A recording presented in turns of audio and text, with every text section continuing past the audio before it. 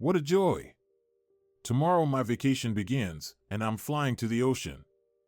My suitcase is almost packed and stands by the door, just need to grab my handbag. A suitcase. Hardly anyone travels without one or at least a travel bag. People try to make sure these travel companions are not only stylish but also sturdy and reliable. And as for a handbag, well, that's an entirely different story. A handbag isn't just an accessory, it's a whole philosophy. It's a treasure chest of secrets, a tool of feminine power, and a miniature survival kit for the urban jungle. It's incredible how something so small can be so essential. And how expensive can it be? How much would someone pay for an ordinary or extraordinary bag just to feel special, to stand out? Could a handbag or suitcase really cost $1 million? And why would someone want to set the most expensive travel accessories on fire? That's what we're going to explore today. There's no doubt about it, luxury bags from famous brands fly off store shelves quickly. Sure, a lot of them might be knockoffs, but that only increases the prestige of the originals. Now, about those brands. Do you know why best friends suddenly became bitter enemies? Simple. One of them got a handbag with the LV logo from her husband for her birthday, while the other received a beautiful and expensive bag too, but without those coveted letters. The tears, the screams, it was a whole drama. But what's so special about those letters that drive fashion lovers worldwide crazy? Who created them? I understand your confusion. Are there really people who don't know the name Louis Vuitton? That seems impossible. Want to know how he turned his name into not just a brand, but a symbol of wealth and success? How he befriended royalty and made his products a style icon for centuries? Then let's take a trip back in time. No need for a suitcase or bag, just a cup of good coffee and a croissant while I take you on a virtual journey to early 19th century France. More specifically, to a small, poor village called Anchy in eastern France. It was there, on August 4, 1821, that a newborn baby's first cry announced the arrival of Louis Vuitton. His father, Xavier Vuitton, was a farmer and carpenter, making wooden boxes for storing food and grain. His mother, Corinne Gallard, was a milliner who crafted hats at home. Little Louis often watched her work, perhaps an early lesson in seeing beauty in simplicity, one that would later shape his destiny. The family lived very modestly, and from a young age, Louis had to work. He helped his father with carpentry, doing all sorts of hard labor. He saw his parents' dedication and hard work, but deep down, he knew this wasn't the life he dreamed of. He was drawn to the big world beyond his village. For now, though, he was just an ordinary child, playing pranks, running around with the neighborhood kids, helping his parents, without any idea that one day his name would become famous. Even back then, however, people noticed his sharp mind and endless curiosity.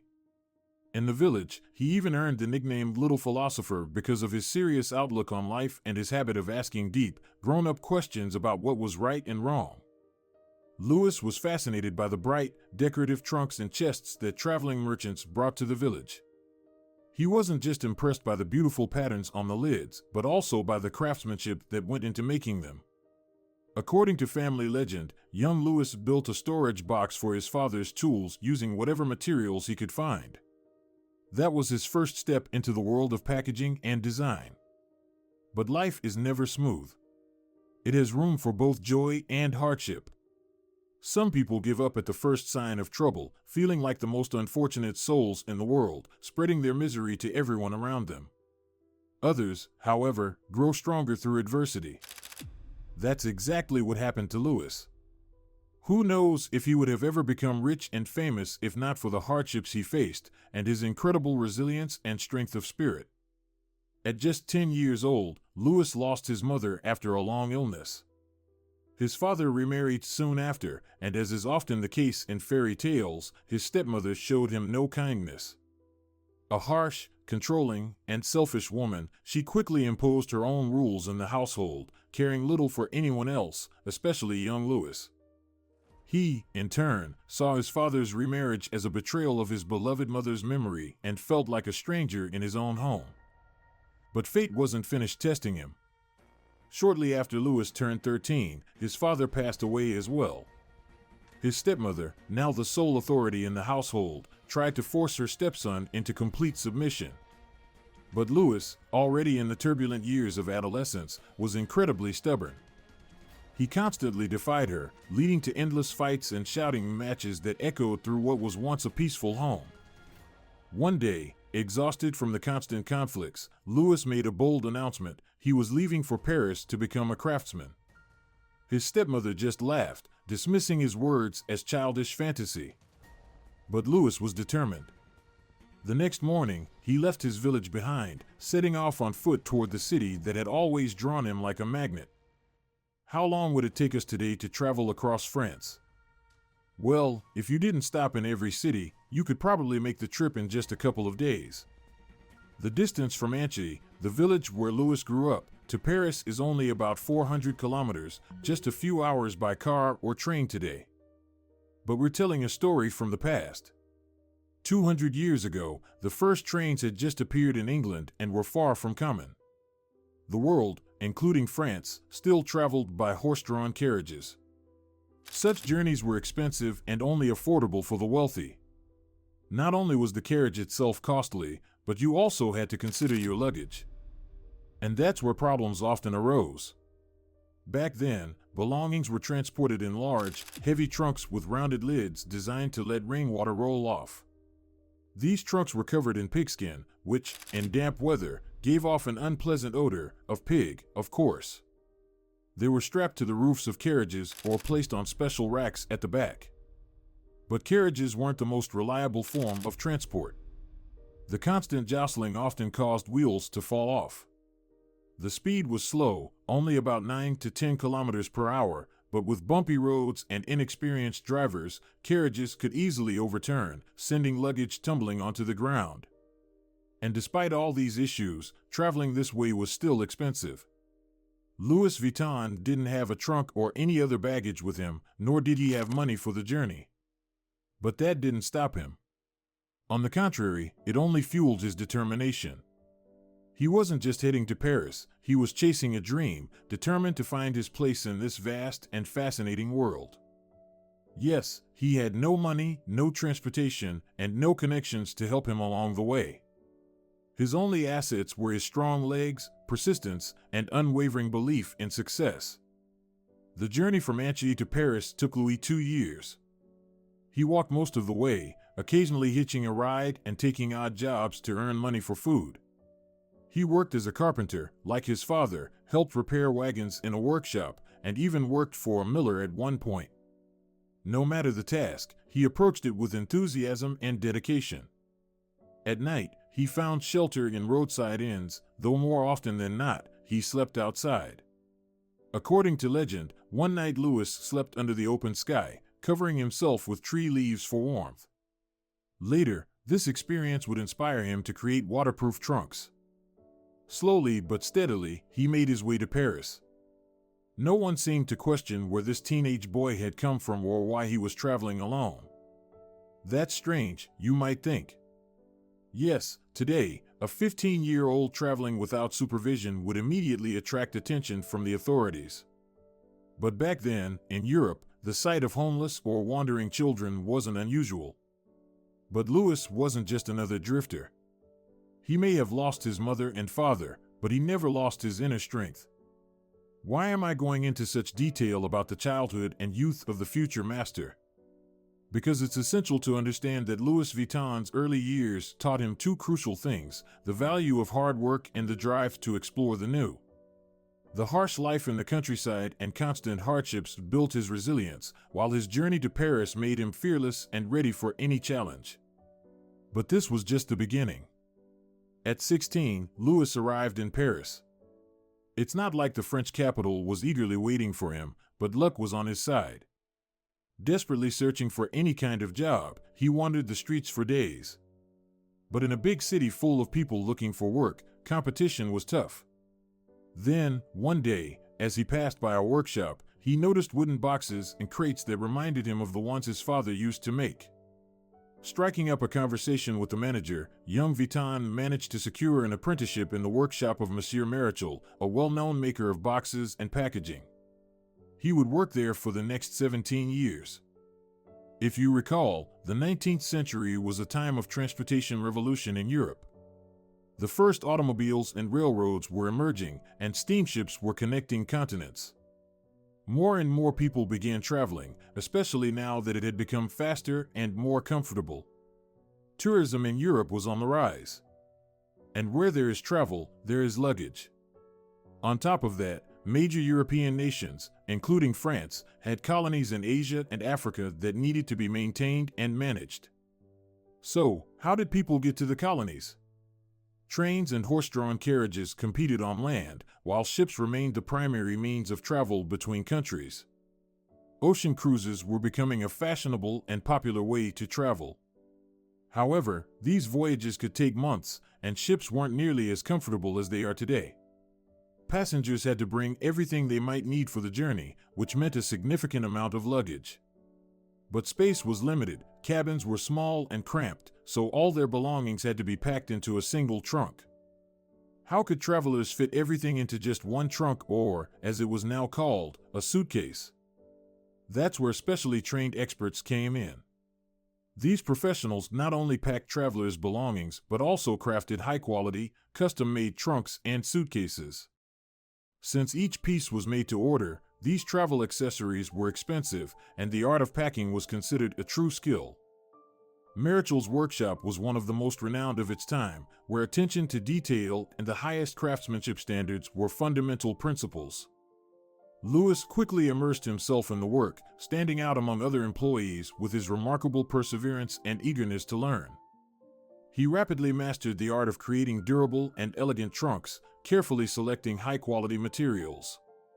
His goal was to perfect every detail, analyze production processes, and find ways to make the products more practical and long-lasting. Another of Vuitton's qualities became evident during this time, his diplomacy. Among all the craftsmen working alongside him, Louis was the most courteous and welcoming. He didn't just take orders, he genuinely wanted to know how he could improve the customer's experience and ensure they left satisfied. Additionally, Vuitton had a gift for storytelling. As a child, he often entertained his fellow villagers with imaginary tales of faraway lands and adventures. These skills later helped him build trusting relationships with wealthy clients and establish connections with influential figures. People sought out Louis not only for his sturdy trunks, but also for his warm company and engaging conversation. Among the French elite of that time, the name Louis Vuitton became synonymous with exceptional service and outstanding quality. By then, Louis Vuitton trunks were crafted exclusively for the most privileged clients. One day, word of the remarkable craftsman reached the Empress of France, Eugénie. Her husband, Napoleon III, the nephew of Napoleon Bonaparte, had recently ascended to the imperial throne, while Eugénie herself was celebrated for her stunning beauty and role as a fashion icon throughout Europe. Her charm captivated her contemporaries, and her exquisite gowns set trends that fashionistas eagerly followed. Reports on what the Empress had worn at the previous night's ball would spread across the world via telegraph the very next day. Eugénie also popularized seaside vacations, as she loved traveling and always accompanied her husband. Naturally, she needed high-quality trunks and a skilled packer. Upon hearing about Louis Vuitton, she personally commissioned him not only to craft her luggage but also to pack her most exquisite dresses in a way that would prevent them from wrinkling. Keep in mind, this was the era of crinolines, making the task particularly challenging. But not for Louis.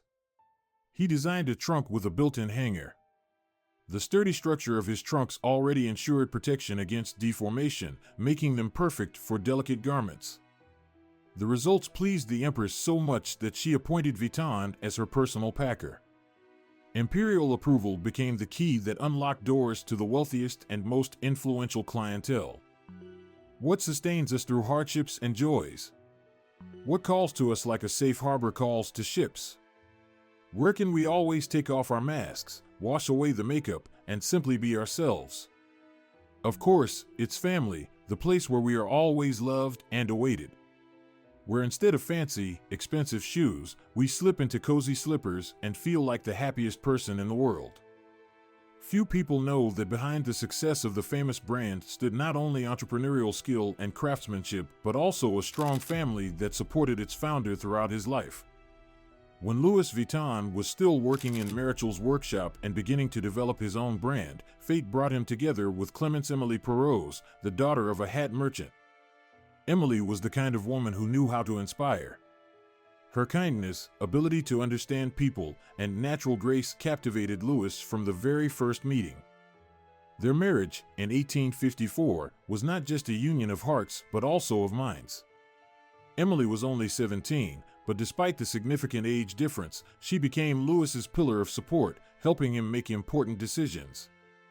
She wasn't just a homemaker. Emily managed orders, communicated with clients, and even suggested ideas that would later be reflected in the design of Louis's trunks and luggage. That same year, at the age of 33, Vuitton took a bold step. He opened his first workshop on the outskirts of Paris. He left Marichel's company, taking all his clients with him. But Louis also took with him one groundbreaking idea that would soon conquer the world and become the first step toward the global fame of his brand. What is a brand? If we go back to its original meaning, a brand is a mark. In ancient times, to distinguish their cattle from those of other owners, shepherds began branding their animals with a distinctive sign, heating an iron and pressing it onto the hide. This practice later extended to marking goods with specific trademarks. During the rapid industrial development of the 19th century, as mass production emerged, businesses began stamping their names and logos onto products. The word brand took on a new meaning. It became a symbol of uniqueness, something that set a product apart from all others. So, how do you create and maintain a brand? You have to invent something entirely new, something no one else has. Louis Vuitton needed to create something that would be associated exclusively with his name, especially in a world already filled with well-established workshops. And that's when he found a radical solution, one that would revolutionize the concept of luggage. By the mid-19th century, the transportation industry was evolving rapidly. Horse-drawn carriages were steadily losing ground to the rise of rail travel. The possibility of traveling in comfort was emerging. Trains were becoming an incredibly prestigious and popular mode of transportation among the aristocracy. Traditional travel trunks were quickly becoming outdated. They were heavy, bulky, and highly inconvenient. Their rounded tops made stacking and storage difficult, and the smell of damp pigskin made it hard to enjoy the scenic views outside the window. Louis Vuitton introduced the world to a new kind of suitcase, the Trianon. It was made from lightweight poplar wood, with reinforced metal corners to protect its shape in case of impact. Additionally, Louis covered his trunks with a gray, waterproof fabric, ensuring that travelers' belongings stayed dry regardless of the weather. Unlike traditional leather trunks, this new design had no unpleasant odor. According to legend, one of these suitcases even survived a shipwreck, with its contents remaining completely dry. However, the most revolutionary feature of this model was its flat shape. This made luggage far more practical. Travelers could now stack multiple suitcases on top of each other. The first suitcases in this series were covered in plain fabric, with no patterns or logos. At the time, Louis had no idea how significant this detail would become in the future. The Trianon became an instant sensation among travel enthusiasts. But with its popularity came a flood of counterfeit copies, another defining characteristic of the Louis Vuitton brand.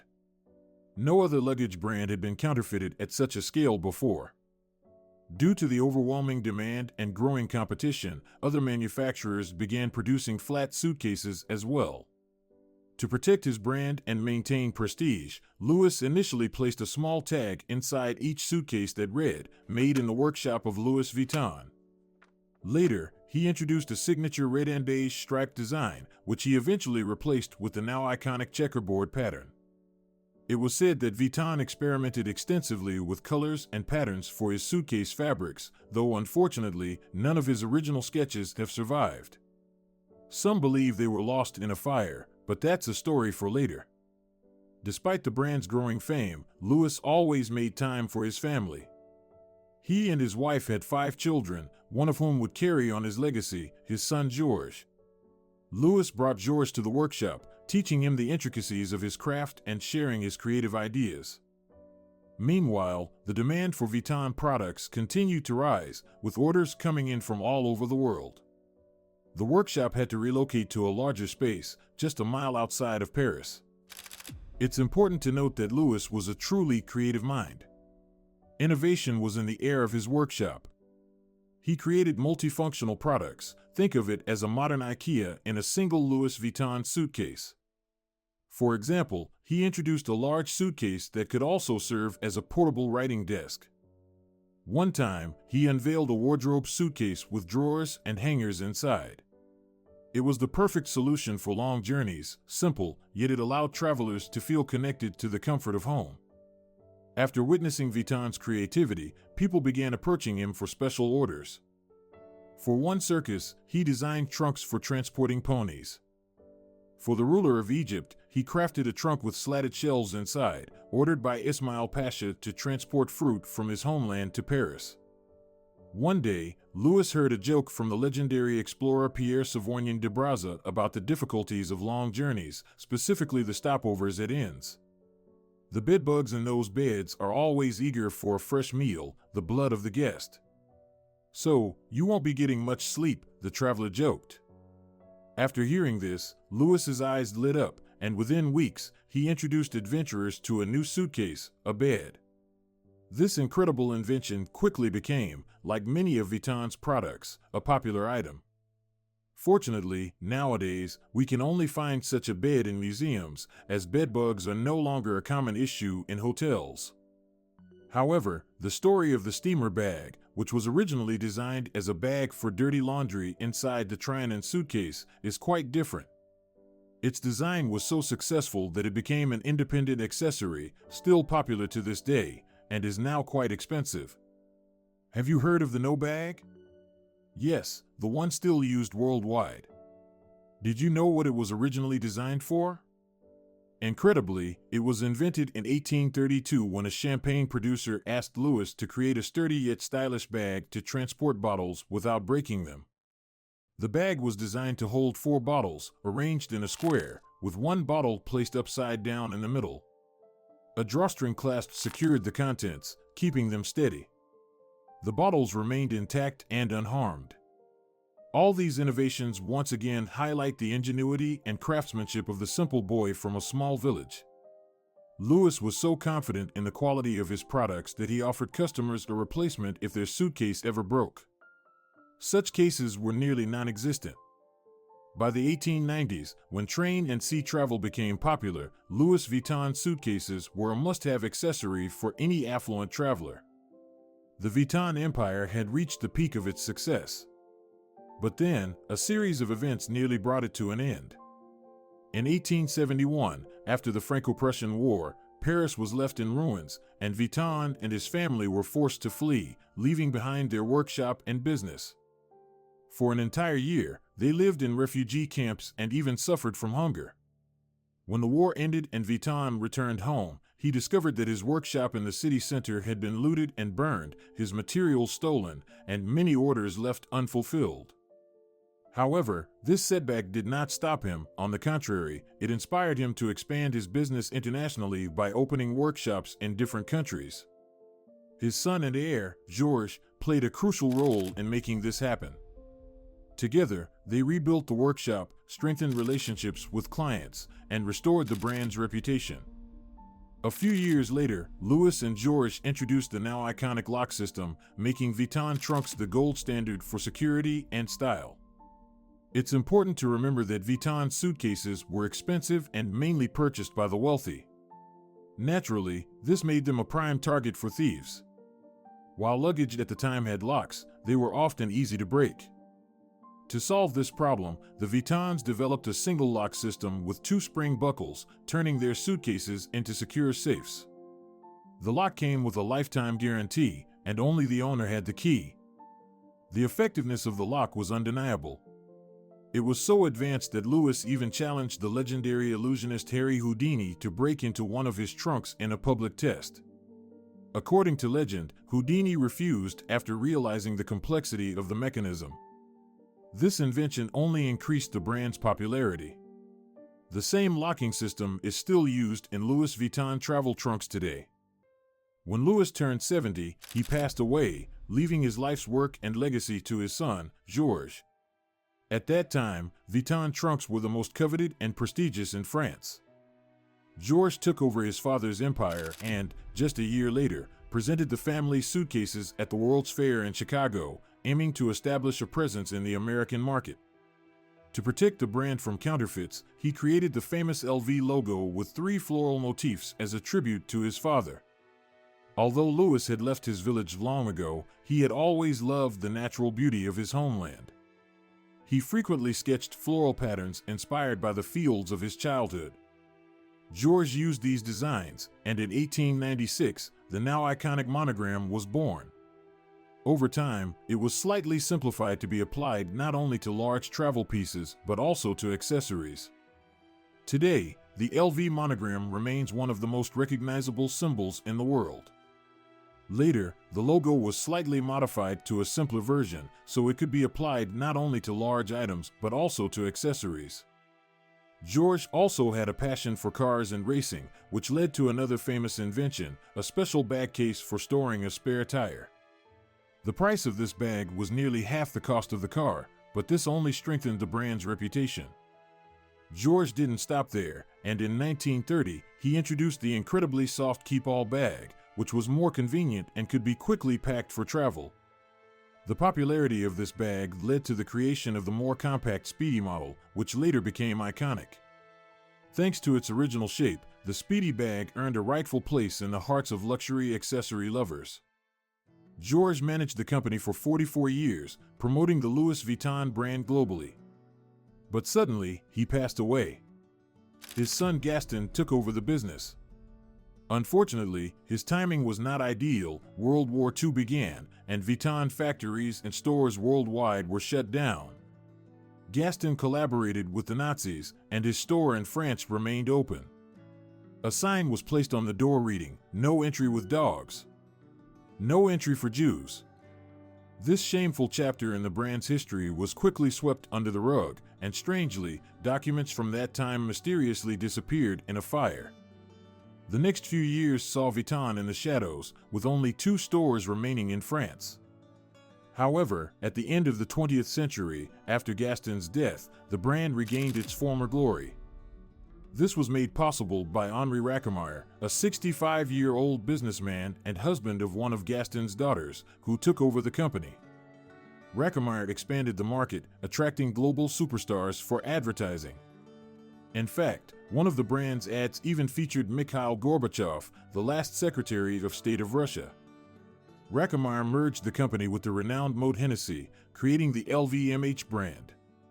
Now, the business was steadily growing, branching out into watches, clothing, and sunglasses.